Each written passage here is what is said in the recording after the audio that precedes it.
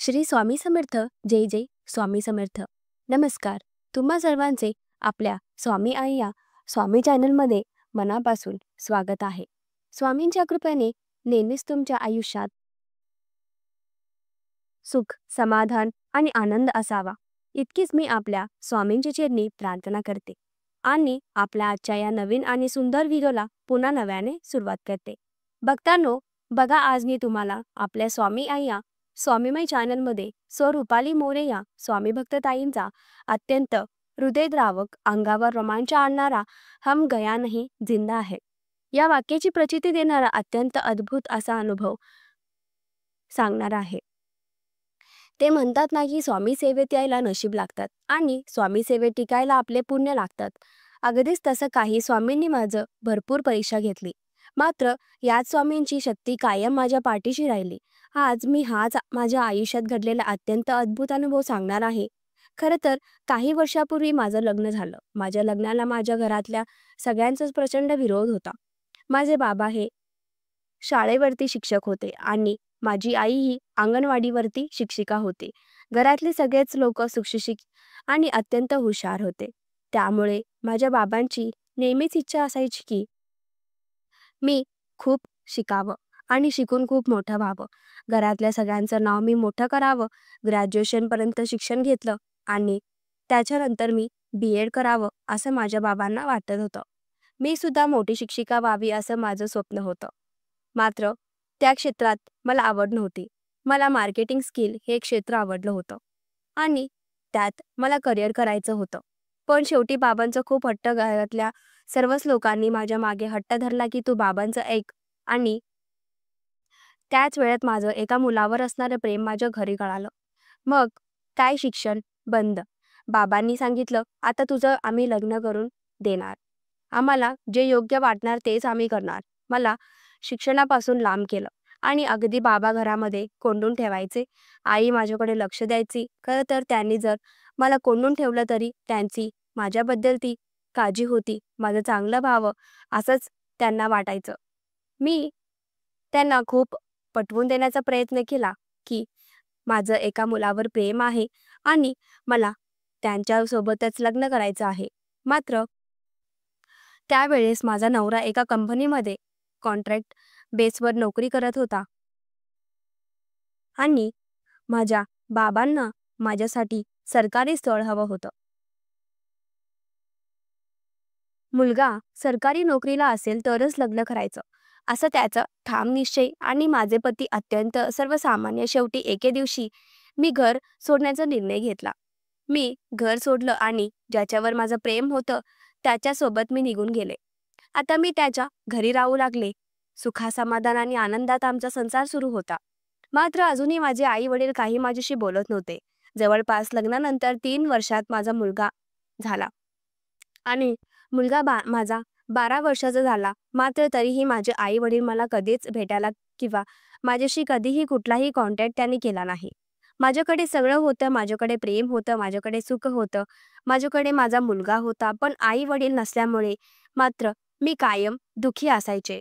मी सतत त्यांचा विचार करायचे. ते मला कधी स्वीकारतील म्हणून मी वाट पाहायचे. असेच असंख्य वर्ष गेले आणि एके दिवशी अचानक माझी खास मैत्रीण माझ्या शेजारीच जी राहते, तिने त्यांच्या आयुष्यात घडलेला एक स्वामींचा चमत्कार मला सांगितला. खरं तर ती स्वामींची भक्त होती.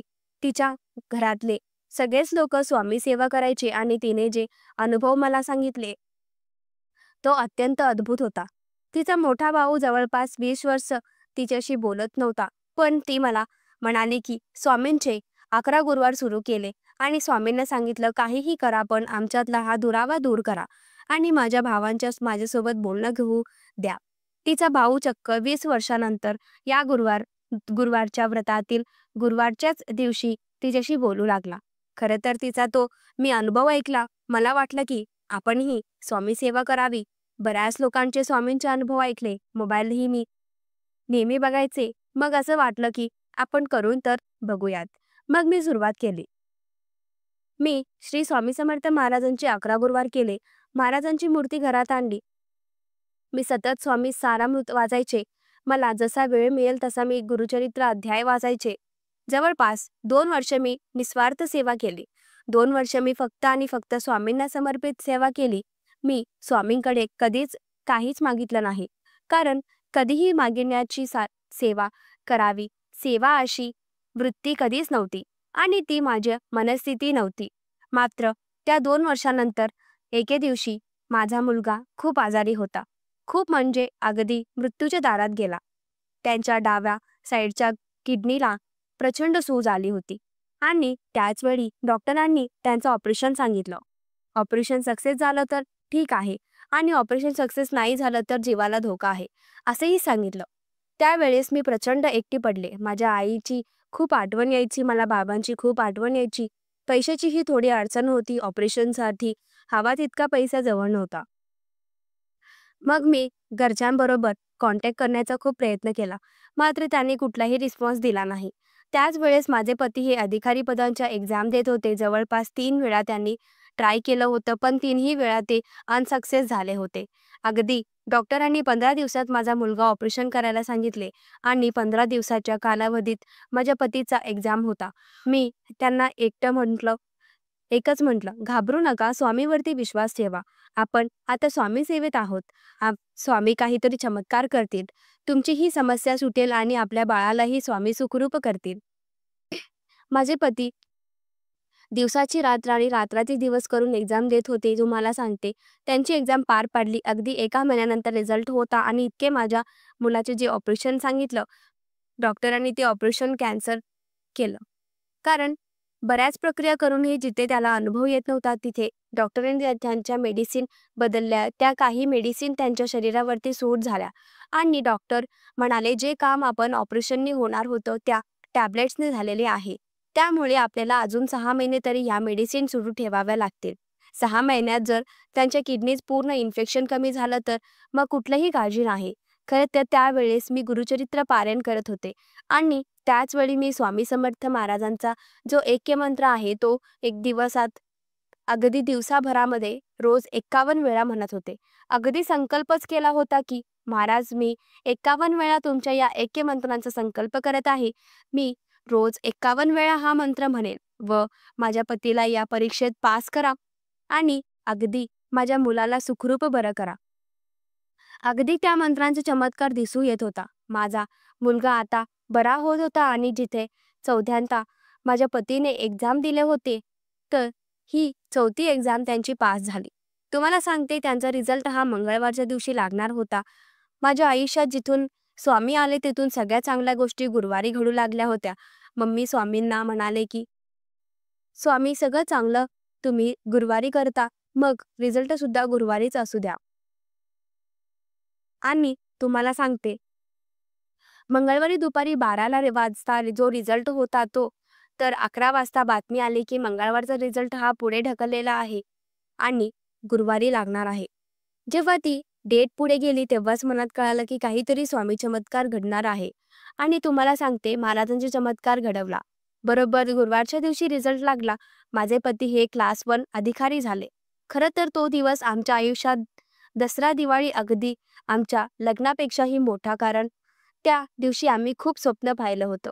त्या दिवशी माझ्या घरच्यांनी जे हवं होतं ते सुद्धा या स्वप्नातून आम्ही त्यांना दिलं. मग त्यांच्यानंतर त्यांची जॉईनिंग झाली. पुढची गोष्टी ज्या आहेत त्या झाल्या आणि पती क्लास 1 ऑफिसर माझे झाले. ही बातमी माझ्या माहेरीपर्यंत कळाली आणि तुम्हाला सांगते, 1-4 दिवसात माझ्या बाबांनी मला फोन केला. बाबा भेटायला आले. मग त्यांच्यानंतर सगळं माहेरची माणसं चांगली झाली आणि मग त्यांच्यानंतर आमचं सर्वांचं जे सुख होतं ते आम्हाला परत मिळालं. ताई म्हणतात, ही कृपा फक्त स्वामीमुळे झाली. स्वामींची कृपा घडली आणि त्यांच्यामुळे आयुष्यातील एवढं मोठं स्वप्न पूर्ण करता आलं. ऐक्यमंत्रामुळे माझ्या आयुष्यात बरीचशी माझी अडलेली काम पूर्ण झाले. माझ्या पतीचा यांचा मंत्राने क्लास व ऑफिसर केलं. हे सगळं झालं त्यांच्यानुसार बरेच वर्ष लोटले. माझी निश्चित स्वामी सेवा सुरू होती. माझे पती सुद्धा सतत स्वामी सेवा करत असायचे. आमच्या घरी एकही दिवस खरं तर शाकाहारी खाल्लं जात नसायचं. मा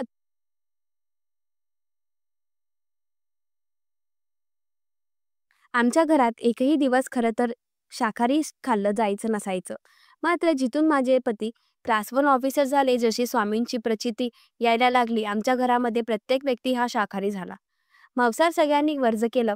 मांसाहाराचा त्याग केला आणि संपूर्ण घराचं शुद्धीकरण झालं. त्याचनंतर सांगते, माझ्या मुलाला पुन्हा किडनीचा त्रास सुरू झाला होता. जवळपास पुन्हा 2 ते 3 महिने सतत त्याला युरिन इन्फेक्शन व्हायचं. बऱ्याच वेळा युरिनमधून ब्लड यायचं. मग बऱ्याच टेस्ट केल्यानंतर जुना आजार पुन्हा उकरून आलाय असे डॉक्टरांनी सांगितलं. यावेळेस इन्फेक्शन खूप जास्त आहे असेही सांगितलं. बरेच डॉक्टर केले, कुठलेही अनुभव येईना, काही फरक पडेना. एके दिवशी मुलाला घेऊन आम्ही स्वामींच्या मठात गेलो. तिथे छान स्वामींचे दर्शन घडलं आणि दर्शन घडल्यानंतर अचानक माझ्या डोळ्यातून पाणी यायला लागलं. का माहिती नाही, पण त्या दिवशी मला सतत रडावंसं वाटत होतं. मग तिथे असणारे जे भटजी आहेत त्यांनी मला जवळ घेऊन विचारलं, काय झालं, जास्त दुखात आहेस? काळजी करू नकोस, तू आता इथे आली आहेस ना, मग तुझे सर्व मार्ग खुले होतील आणि तुझी अडचण दूर होतील. मग मी त्यांना सांगितलं, माझ्या मुलाला असा असा त्रास आहे. बऱ्याच वर्षानंतर पुन्हा हा त्रास सुरू झाला. त्याच वेळेस त्यांनी मला सांगितलं, एक काम कर, घरी जा, एक ग्लास घे, त्याच्यात पाणी ठेव आणि पाणी स्वामींच्या समोर ठेवून त्यांच्यामध्ये तुझा उजवा हाताची 3 बोटं बुडवून किंवा तुझा उजवा हात त्या पाण्यावर ठेव आणि 11 वेळा तारक मंत्र बनव. बाजूला उदबत्ती लाव, उदबत्तीची थोडीशी विभूती त्या पाण्यात टाक. 11 वेळा तारक मंत्र म्हणून झाला की हे तीर्थ आहे ते तुझ्या मुलाला प्यायला दे. 3 महिने नको, 4 महिने नको, फक्त 21 दिवस हे कर आणि 21 दिवसानंतर अनुभव सांग. ताई म्हणतात, जसं त्या भटजीने मला सांगितलं तसं मी सलग 21 दिवसानंतर खरंच त्या मठात जाण्याचा योग आला आणि तुम्हाला मी सांगते खूप खुश होते. जिथे काही केलं माझ्या मुलाचा आजार बरा नव्हता, तिथे त्या तारक तीर्थाने माझ्या मुलाचा आजार बरा झाला. मग त्यांच्यानंतर त्यांची 12वी झाली, नीटची एक्झाम झाली आणि मी अगदी स्वामींच्या कृपेने पहिल्याच टर्नमध्ये माझ्या मुलांचं MBBS ॲडमिशन झालं. खरं तर आम्हाला सर्वांची इच्छा होती की डॉक्टर व्हावं आणि त्यासुद्धा गोष्ट आवडत होती. पहिल्याच एक्झाममध्ये पास होणं ही खूप कठीण गोष्ट आहे. तर आजारापणामुळे त्याला तेवढा अभ्यासही करता येत नव्हता. पण जेव्हा तो एक्झाम देत होता, तेव्हा एक्झामची तो तयारी करत होता, तेव्हा सुद्धा मी तारक मंत्रांचं अनुष्ठान धरलं होतं. 51 वेळा मी तारक मंत्र म्हणायचे आणि स्वामींना सांगितलं, जोपर्यंत हा क्लासेस होत नाही तोपर्यंत रोज मी तुमच्यासमोर बसून 51 वेळा तारक मंत्र म्हणेन आणि गुरुचरित्रातील 18वा अध्याय आणि 21वा अध्याय वाचेल. तुम्हाला सांगते, मी सकाळी महाराजांच्या समोर बसायचे आणि मी 51 वेळा तारक मंत्र म्हणायचे आणि संध्याकाळच्या वेळी मी गुरुचरित्रातील 18वा आणि 21वा अध्याय वाचायचे. शेवटी सेवेने सुद्धा चमत्कार घडवला. माझा जो मुलगा आहे तो MBBS ला गेला, आता अगदी MBBSच्या शेवटच्या वर्गात शिकत आहे. त्यानंतर त्याच्या प्रत्येक वर्ष त्यांच्या कॉलेजमध्ये नंबर येत आहे. बघा, स्वामी सेवेत माझे शून्य झालेले आयुष्य कसं बदलून टाकलं. जे घरचे माझे बोलत नव्हते ते खरेच बोलू लागले. माझे घरचे माझ्याकडे येऊ लागले. जिथे माझे पती एका कॉन्ट्रॅक्टर काम करत होते, सगळे नातेवाईक, सगळे लोक हसायचे. पण आता तोच माझा नवरा क्लास 1 ऑफिसर झालाय आणि आज प्रत्येक जण आपला इज्जत देतो, रिस्पेक्ट देते. माझी नेहमी स्वामींकडे ही इच्छा असायची की शेवटी ती इच्छा सुद्धा पूर्ण स्वामींनी केली. त्यानंतर प्रत्येक आईचे स्वप्न असतं की आपल्या मुलाचं चांगलं व्हावं, मुलांनी चांगल्या मार्गाला लागावं. माझं सुद्धा माझ्या मुलाबाबत तेच स्वप्न होतं की माझ्या मुलाने चांगलं शिक्षण घ्यावं आणि तो खूप मोठा व्हावा. अगदी आमच्या इज्जतीचा मान ठेवून नेहमीच आमच्या सर्वच काही ऐकून आमचा मुलगा MBBS ला गेला.